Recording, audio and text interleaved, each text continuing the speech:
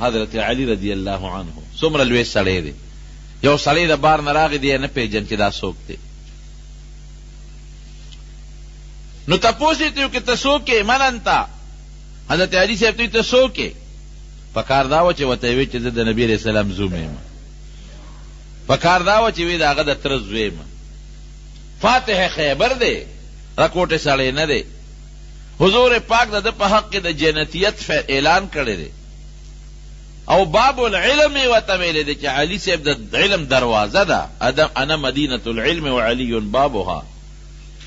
او د حضور دی یو نه وي چې د حضرت حسن او حسین پلار یم، دی یو نه وي چې د بی بی فاطمې خاوند یم. وی ته څوک یې؟ من انت؟ ته څوک یې؟ او ته څه وایي؟ ما انا الا رجل من المسلمین. وی زه یو نو بل څه نه یم، د مسلمانانو کې یو سړی یم، بس یو عام مسلمان یم. عاجزي الله ته خوښه ده، په عاجزۍ الله خوشحالېږي، په کبر الله خفه کېږي. لا تمشي في الارض مرحا انك لن تخرق الارض ولن تبلغ الجبال طولا. وی چې په لاره ځې نو خپې د کبرجنو په شانتې موړه، کبر باندې مه ګرځه. څه به وکړې؟ نه دا ځمکه شلولی شي چې پې وردن نه شي، د خدای ځمکه نه شي شلولی، او نه دا سر اوچتولی شي د اسمان ته ورسې. حضرت لقمان چې خپل بچي ته نصیحت کوي نو یو نصیحت ورته دا کوي چې بچې ګورې په ځمکه به د کبر تلل نه کې، په اسانه او په نرمه طریقه په دې ځمکه ګرځه، لویي به ځان کې نه پیدا کې، عاجزي په ځان کې پیدا کې. نو په عاجزۍ الله خوشحالېږي. څومره چې الله انسان کمال ته رسوي، ګورې په عاجزۍ رسوي، په کبر کمال ته نشي رسېدی. زمونږ د دارالعلوم دیوبند چې کوم بانی مبانی دی او د ټولو استاذ دی مشر مولانا قاسم نانوتوي رحمت الله علیه، ډېر لوی سړی و. نو د دارالعلوم دیوبند بنیاد دی ښودی دی. دی د شاه عبدالغني رحمه الله شاګرد و. نن سبا د دارالعلوم دیوبند نه څومره چینې روانې دي، د دنیا ګوټ ګوټ کې په لکونو شاګردان دي دارالعلوم دیوبند. او دا په لکونو مدرسې چې څومره د دنیا په ګوټ ګوټ کې دي، دا ټولې مدرسې د دارالعلوم دیوبند په نقشه روانې دي. او ټولو کې دارالعلوم دیوبند شاګردان د شاګردانو شاګردان د شاګردانو شاګردان لګیایي درسونه کوي. د دې ټولو ثواب به مولانا قاسم نانوتوي رحمه الله ته رسېږي. لوی سړی قسم. او علم اوهو د علم غر و غر چې خدای پاک دله کوم علم ورکړی، د دې له اندازه ولګوې چې کله د دارالعلوم دیوبند بنیاد یې ښوده، ځمکه ورته چا وقف کړه، دشت و بیابان ځمکه، هغه وخت کې چا په ځمکو څه کول؟ نو خوب ویني خوب، د دواړو جهانو مبارک سردار په خوب کې ولید. قاسم ولې په سوچ او په فکر کې پروت دی؟ وی حضرت د مدرسې بنیاد اکدم او په دې سوچ کې پروت یم چې دا آبادي څنګه وکم، د طالبانو د رهایش د اوسېدو کوټې کم ځای جوړې کم، لنګر کم ځای جوړ کم طالبانو لا، او دارالحدیث چې ستاسو د احادیثو درس پکې کېږي هغه په کم ځای کې جوړ کم، او جماعت په کم ځای کې جوړ کم چې مونځ پکې کېږي. حضرت په دې سوچ کې پروت یم، په دې فکر کې.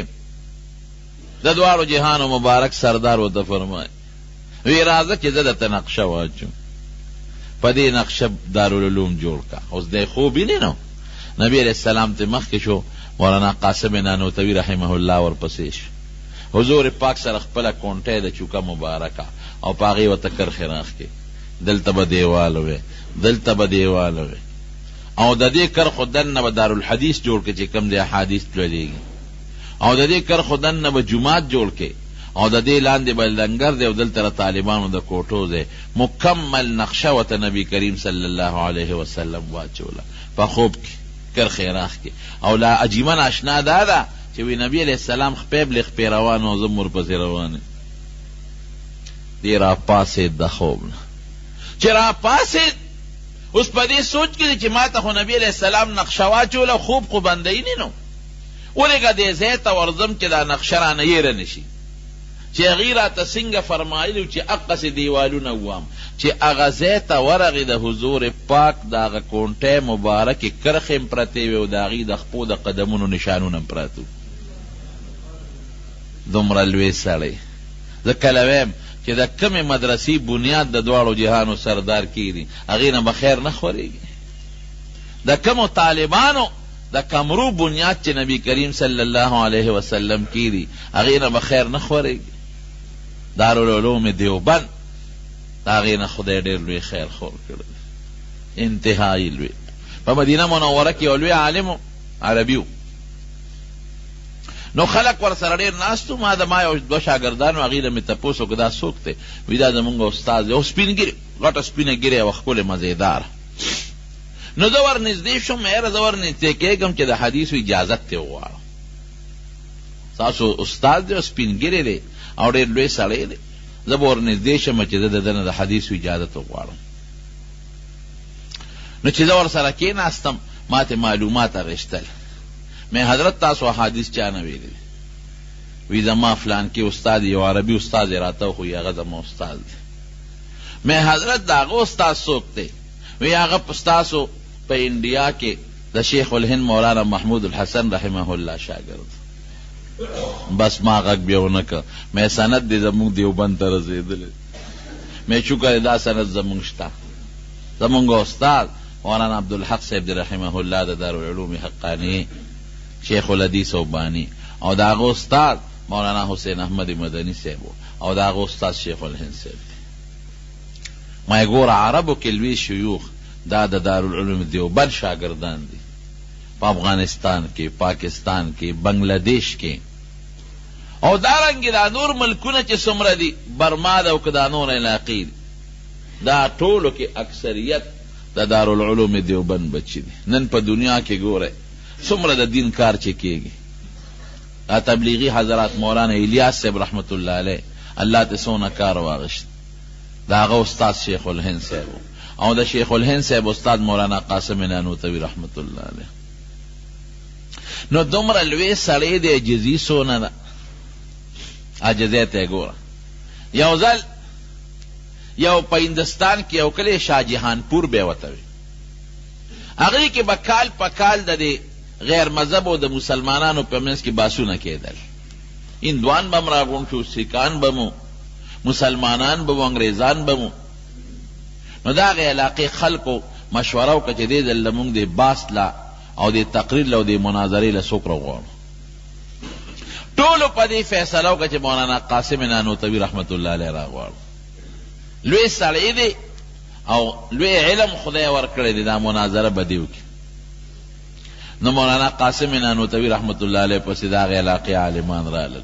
وی صاحب سخ کال موږ هندوانو سیکانو سره د خپل اسلام په مطابق چې کم باس کو او د اسلام هغه حقانیت ورته ښکاره کو، نو د هغې دپاره موږ د ټولو علماو سته انتخاب کړی دی. نه به ته کې وی ورځ هم کومه مقرر کړې ده، وی په پلانکې میاشت کې پلانکې ورځ. وی ډېره ښه ده، زه به د هغې نه یو ورځ مخکې درځم چې کوم تاریخ ستاسو دی، د هغې نه به یو ورځ مخکې درځم شاهجهانپور ته. چې هغه تاریخ راورسېد د هغې نه یو ورځ مخکې خلک رالل ریلګاډي ته، ریلګاډي کې به درځم، ټرین کې خلک ریلګاډي په د شاهجهانپور چې کوم ریلوے سټیشن دی، د دنیا عالمان او مسلمانان او طالبان دا راغلي دي او لوی استقبال دی چې مولانا قاسم نانوتوي رحمت الله علیه به راځي او د هغې استقبال به کوو. لوی عالم دی. دی چې کله په ریلګاډي کې را روان شوی دی سوچ یې کړی دی چې دا خو به ټول خلک زما استقبال له راغلي، عالمان به م راغلي، هغه ته پته وه دا خو به زما په زړه کې زه دومره لوی سړی یم چې دومره مولیان دی زما استقبال وکړي. او بیا چې استقبال کوي نو چغې به وایي زنده‌باد او زنده‌باد زنده‌باد. یاره دا خو را باندې ښه نه لګي، قاسمه دومره لوی سړی خو نه، دومره لوی سړی. نو د هغې ریلوے سټیشن نه مخکې بل ریلوے سټیشن راته 15 کیلومیټره د هغې او د دې منځ کې فرق و. نو دې په هغه ریلوے سټیشن باندې کوشو، د هغې نه مخکې کوشو. ریلګاډی چې کله ورسېد نو خلکو ډبې کتلې دي پکې نشته، یو ډبې ګوري بله ډبې ګوري، لوی استقبال دی او بینرې دی او زنده‌باد چغې دي چې ویې کتل دي پکې نشته. الکه حضرت رانغی پریشان دي چې دا خود نه ټلیفون شته، هغه زمانه خو د ټلیفونونو نه وه، او نو اوس مونږ تلی شو چې هغه پسې طلب وکړو چې حضرت تا خو مونږ سره وعده کړې و، سالم ستا د مناظرې نمبر یې ښه دی، او دا کتر او نه رسېدی، خو د هندوان او سیکانو دا ټول خلک به راپورې خاندي چې مولام پټ شو. مولانا قاسم صاحب چې په هغه بل ریلوے سټیشن کو شوی دی نو پیاده را روان شوی دی چې دا خلک ستړي شي او دوی خپلو کورونو ته لاړ شي، نو چې کم مولا صاحب زه غوښتم نو زه به لاړ شم د هغه کور ته بیټک ته به ور داخل شم چې نه ما ته څوک د زنده‌باد چغه ووایي، نه زما څوک استقبال وکړي چې زما په زړه کې هغه لویي پیدا نه کړي، دومره لوی سړی خو نه یم چې دا دنیا خلک دې زما استقبال کوي.